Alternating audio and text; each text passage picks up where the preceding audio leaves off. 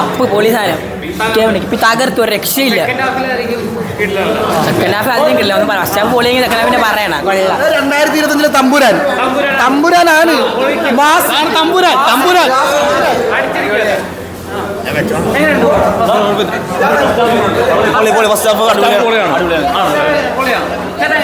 First half എന്ന് പറഞ്ഞാൽ നമുക്ക് പിന്നെ കണ്ടിരിക്കാം എന്നാൽ ഒരുപാട് എക്സ്പെക്ടേഷൻ വന്നിട്ടില്ല. പക്ഷേ സെക്കൻഡ് ഹാഫ് പടം വേറെ ലെവലാണ്.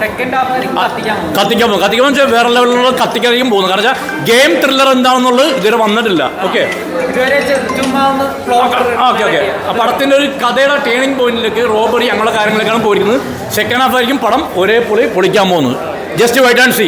ഓക്കെ, ഫസ്റ്റ് ഹാഫ് കൊള്ളാം, അടിപൊളിയാണ്. എന്നാലും നമുക്ക് കണ്ടിരിക്കും ഒരു സ്റ്റോറി ലൈനൊക്കെ പോകുന്ന രീതി നമുക്ക് ഇച്ചിരി വെറൈറ്റിയാണ്. പിന്നെ കണ്ടിരിക്കാം. വലിയ എന്ന് വെച്ചാൽ നമുക്ക് ഒരുപാട് ഹൈപ്പ് ചെയ്ത് പറയാനില്ല. എന്നാലും സെക്കൻഡ് ഹാഫിലാണ് നമുക്ക് പ്രതീക്ഷ മുഴുവൻ. മമ്മൂക്കയുടെ ലാസ്റ്റ് ഒരു 20 മിനിറ്റ്സ് ഒക്കെയാണ് എല്ലാവരും പറയുന്നത്. ഫുള്ള് കണ്ടിട്ടും എങ്ങനെയാണെന്ന് വെച്ചാൽ സെക്കൻഡ് ഹാഫിലാണ് ഫുള്ള് പ്രതീക്ഷ. ഇതുവരെ കണ്ട കുഴപ്പമില്ല, കൊള്ളാം, കണ്ടിരിക്കാം. ഫസ്റ്റ് ഹാഫ് ഒരു രക്ഷയില്ല. എൻ്റെ അമ്മ എൻ്റെ ഐഡിയയാണ് പ്രതീക്ഷിച്ചത് കിട്ടി കേട്ടോ. ആ ഒരു വാഴ ഒരു രക്ഷയില്ല കേട്ടോ. തകർക്കുവാണ്. തിയേറ്ററിൽ അടിപൊളിയായിരിക്കും. എനിക്കൊന്നും ഇതേപോലെ ഒരു ഐറ്റം വന്നിട്ടില്ല. നമുക്ക് 74 വയസ്സിൽ എന്ത് ഇടിയാണ് എൻ്റെ അമ്മ. ലോക സിനിമയെ തന്നെ മാറ്റിമറിക്കും. ഫസ്റ്റ് ഹാഫ് നെട്ടിച്ച് ഭയങ്കര ഇനിയൊരു വെയിറ്റിംഗ് ആണ്. എന്തായാലും ലോക സിനിമയെ തന്നെ മമ്മൂക്ക നെട്ടിച്ച് കളഞ്ഞു. തിയേറ്റർ കത്തിക്കേണ്ട ആവശ്യമല്ല.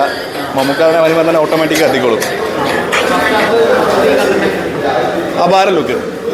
74 വയസ്സിൽ ആരുണ്ട്, ഏത് നടനുണ്ട് ഈ ലോക സിനിമയിൽ തന്നെ? എങ്ങനെ ചെയ്യാൻ? അത് വേണം നമ്മൾ ചിന്തിക്കാൻ. ഓക്കെ.